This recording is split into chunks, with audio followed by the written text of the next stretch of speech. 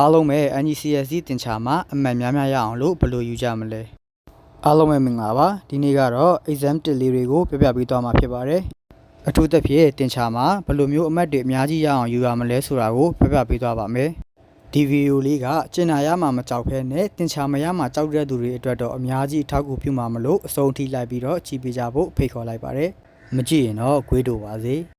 ပထမဆုံးတစ်ခုကတော့ဘယ်နေရာမှာမဆိုအရေးကြီးတဲ့ mindset ပဲဖြစ်ပါတယ်။ဘယ်အရာကမှလွယ်နဲ့မတော်တဆဆိုပြီးတော့အောင်မြင်လာတာမဟုတ်ပါဘူး။အထူးသဖြင့်တင်ချာကအခြားဘာသာတွေလိုမျိုးအလွတ်ကျက်လို့ရတဲ့ဘာသာမဟုတ်ဘဲနဲ့များများတွက်ပြီးလေ့ကျင့်ရတဲ့ဘာသာပဲဖြစ်ပါတယ်။ဘာနဲ့တွားပြီးဆင်တူလဲဆိုရင် body building နဲ့တွားပြီးတော့တူမဲ့ဘာဝကောက်မှမလုပ်ဖဲနဲ့မာဆယ်တွေကြီးလာမှမဟုတ်တလို့ပဲတင်ချာကိုမတွက်ဖဲထိုင်နေရင်တော့တော်လာမှမဟုတ်ပါဘူး။ဒါတွေကတော့စမှုပွဲမတိုင်ရင်ကလေးကကြိုတင်ပြင်ဆင်ထားရမယ့်အရာတွေပဲဖြစ်ပါတယ်။ပထမဆုံးတစ်ချက်ကတော့ consistency ရှိရပါမယ်။ဘာကိစ္စပဲလုပ်လို့ consistency ကအရေးကြီးတဲ့အရာတစ်ခုဖြစ်တယ်။တယောက်ကမင်းကိုညှင်းပယ်နေတယ်ဆိုရင်တော့မှမင်း consistency ရှိနဲ့ဆက်ပြီးတော့ကြိုးစားလိုက်ပြန်ကြိုက်မကြိုက်ကတော့ငါလည်းအမခံနိုင်ဘူး။ဒါပေမဲ့တင်ချာကို consistency ရှိနဲ့တေချာကြိုးစားမယ်ဆိုရင်တော့တေချာပေါက်ကိုတော်လာမှာပဲဖြစ်တယ်ဒီတစ်ချက်ကိုတော့အာမခံတယ်တရက်ကိုနိုင်ဝက်စီ consistency ရှိနဲ့တင်ချာကိုလောက်တာက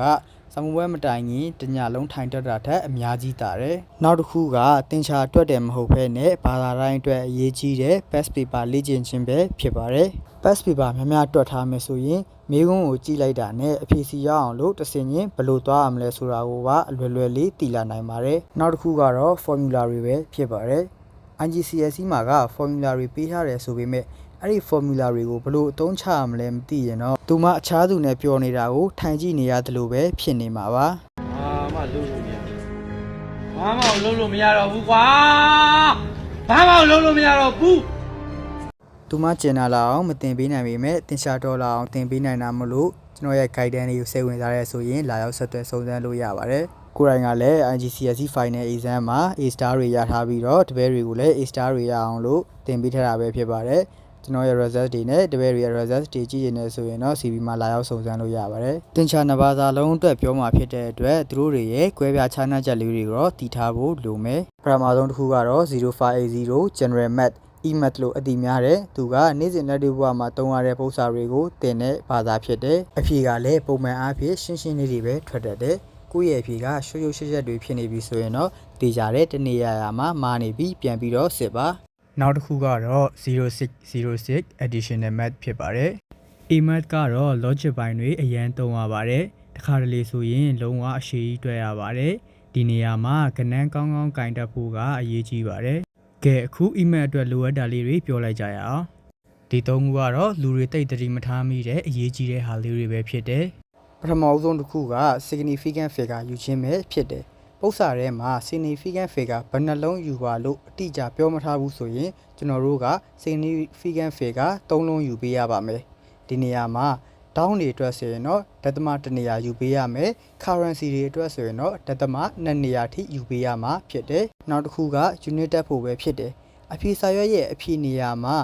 unit တွေပေးမထားဘူးဆိုရင်ကျွန်တော်တို့ကိုယ်တိုင် unit တက်ပေးရမယ် A star မပြုတ်ချင်ဘူးဆိုရင်တော့ဒီချက်ကိုကောင်းကောင်းလေးမှတ်ထားပါနောက်ဆုံးတစ်ချက်က to show working မှာလုံးဝအဆင့်ကျော်ပြီးတော့မတွက်ပါနဲ့ E-math ကအချိန်အများကြီးရပါတယ်ဒါကြောင့်မို့လို့အဆင့်တိုင်းကိုတည်တည်ချာချာလေးထည့်ပြီးတော့တွက်ပေးပါကျွန်တော်တို့ရဲ့အဖြေကမှားနေမယ်ဆိုရင်တော့မှအဲ့ဒီ step တွေကနေအမှတ်ရနိုင်သေးတာပဲဖြစ်ပါတယ်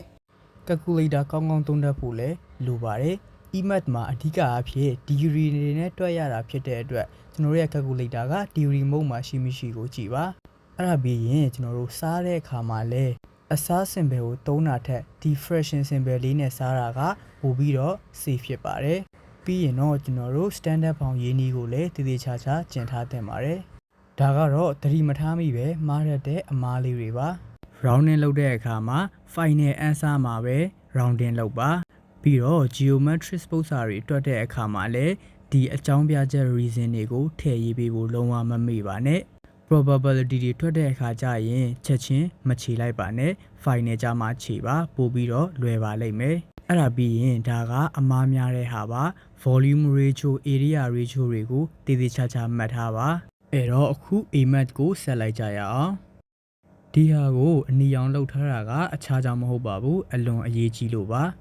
ပုံမှန်အားဖြင့်ဒါမျိုး calculus တွေကို sin တွေ cos တွေနဲ့တွက်ရတဲ့အခါကျရင် radian နဲ့တွက်ရတာများတယ်ဒါကြောင့်မို့လို့ radian မို့ပြောင်းမထားဘူးဆိုရင်အဖြေတွေကနန်းဆန်နေထွက်လာပါမယ်တခုရှိတာကပုတ်စာထဲမှာပေးထားတဲ့ domain ကိုတည်တည်ချာချာကြည့်ပါ radian နဲ့ပေးထားရင် radian နဲ့တွက်ပါ degree နဲ့ပေးထားရင်တော့ degree နဲ့တည်တည်ချာချာလေးတွက်ပါဒီသုံးခုကတော့ A-math မှာအမေးများတဲ့ the big 3ပဲဖြစ်ပါတယ်။အမှုဘက်မှာလည်းဒီဟာတွေကအများဆုံးပါတာဖြစ်တဲ့အမှတ်လည်းများများပြီးတဲ့ဟာတွေပဲဖြစ်ပါတယ်။ပထမဆုံးတစ်ခုဖြစ်တဲ့ calculus မှာဆိုရင်သူ့ရဲ့ rule တွေဖြစ်တဲ့ chain rule, product rule နဲ့ quotient rule ဒါတွေကိုကောင်းကောင်းကြီးအသုံးချတတ်ဖို့လိုမယ်။ပြီးရင် differentiation ဆိုတာဘာလဲ integration ဆိုတာဘာလဲဘယ်လိုနေရာတွေမှာသုံးရလဲဆိုတာကိုလည်းကောင်းကောင်းသိဖို့လိုပါတယ်။ဒုတိယတစ်ခုကတော့ trigonometry ပဲဖြစ်တဲ့ trigonometry မှာဆိုရင်သူ့ရဲ့ identity တွေကိုမှတ်မိထားဖို့ကအရေးကြီးတယ်။ဒါကြောင့်မို့လို့ identity တွေကိုတည်တည်ချာချာမှတ်ပါကြက်ပါစာမှုဝဲရောက်မှထိုင်ပြီးတော့ equation စဉ်းစားနေရတာမျိုးမဖြစ်ပါစေနဲ့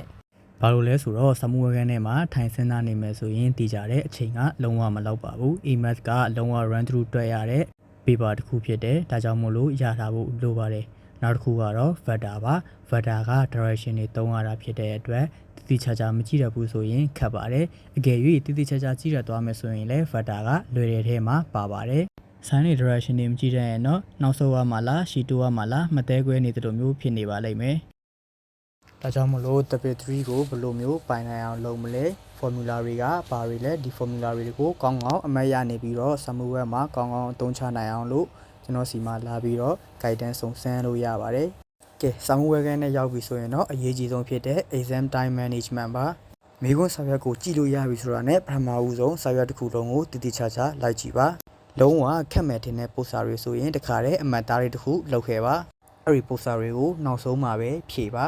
အရင်ဆုံးဖြည့်လိုက်လို့မရဘူးဆိုရင် direction ဝင်နိုင်လို့ပါအဲ့ဒါပြီးတော့စာမှုဝဲဖြည့်နေခြင်းအတွင်းပို့စာတစ်ပုဒ်တည်းကို3မိနစ်လောက်စိုက်ကြည့်နေရပြီးတော့ဘာမှမတွက်နိုင်ဘူးဆိုရင်အဲ့ဒီပုဒ်ကိုကြော်ခဲ့လိုက်ပါအဲ့လိုမျိုးကြော်စရာမလိုအောင်ကျွန်းကျွန်းတွက်ချင်တယ်ဆိုရင်တော့ကျွန်တော်ရဲ့ one by one class လေးလာရောက်စုံစမ်းလို့ရပါတယ်။နောက်ဆုံးတစ်ခုကတော့အချိန်ပိုနေမယ်ဆိုရင်စစ်ပါ။ဒါပေမဲ့ e-math မှာတော့ကောင်းကောင်းကြီးစစ်လို့ရပါတယ်။ e-math ကတော့တော်ရုံတန်ရုံအဖြစ်အချိန်မလောက်ကြတာများတယ်။ဒါကြောင့်မို့လို့ past paper စပြီးလုပ်ခဲကတဆင်ချင်းကိုမမားအောင်လို့တည်တည်ချာချာတွက်တက်အောင်လုပ်ပါ။ကျွန်တော်ဆိုရင် past paper လောက်တာများတော့ step တစ်ခုမှနည်းနည်းလေး nonsense ဖြစ်လာပြီဆိုရင်အပေါ်အဆင့်တွေကိုပြန်ပြီးတော့ကြည့်ပါတယ်။အဲ့လိုမျိုးလေ့ကျင့်သွားရင်တော့စာမှုဝဲမှာအမားနည်းနိုင်ပါတယ်။နောက်ထပ်အရေးအကြီးဆုံးတစ်ခုကစာမှုဝဲအတွင်းမှာလုံးဝဖျားလို့မဖြစ်ပါဘူး။ကိုကစာရီဘလောက်ပဲရနေပါစေဖျားရင်တော့လုံးဝကိုအတွက်ထိခိုက်မှုကြီးအကြီးကြီးဖြစ်ပါလိမ့်မယ်။ဒါကြောင့်မို့လို့စာမှုဝဲအတွင်းမှာလုံးဝမဖျားပါစေနဲ့။ဒီဗီဒီယိုလေးကတော့ဒီလောက်ပါပဲ။ကဲ၍သိချင်တာတွေပါ